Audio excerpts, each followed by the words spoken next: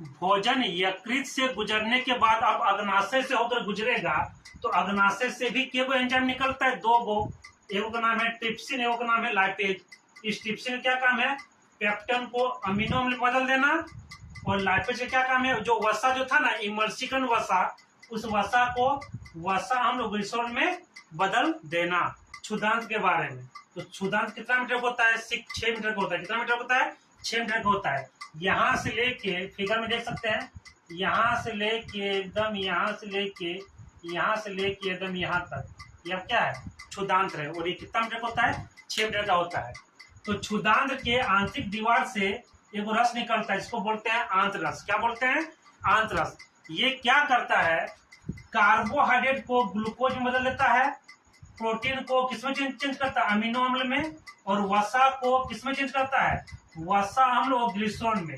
जितना भी शेष बचा हुआ है ना, सब के सब यहाँ पर क्या होता है? पाचन हो जाता है। यानी पाचन शुरू हुआ कहाँ? मुंह से, और खत्म हो गया कहाँ? क्षुदांत्र में। यानी क्षुदांत्र में कार्बोहाइड्रेट, प्रोटीन और वसा का क्या है? पाचन स्थल है। वहां पर तीनों का पाचन क्या हो जाता है? खत्म हो जाता है। क्या हो जाता है? खत्म हो जाता है। ठीक है, यानी कार्बोहाइड्रेट, प्रोटीन और पाचन, इन तीनों का पाचन कहाँ खत्म हो गया? आपका क्षुदांत्र में। कहाँ खत्म हो गया? क्षुदांत्र में।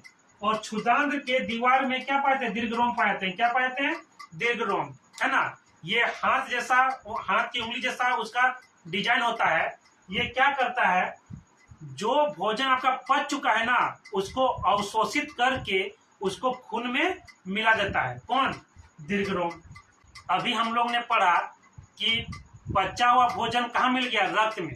और जो भोजन नहीं पचा, मतलब अपचा भोजन, वो अब कहाँ जाएगा? वृद्धांत्र में जाएगा। कहाँ जाएगा? वृद्धांत्र में जाएगा। ये वाला जो पार्ट है ना, ये आपका पूरा का पूरा क्या है?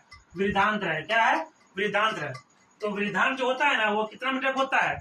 1.5 मीटर का होता है। इसमें क्या पाए थे? दीर्घरोम पाए थे। क्या पाए थे? दीर्घरोम।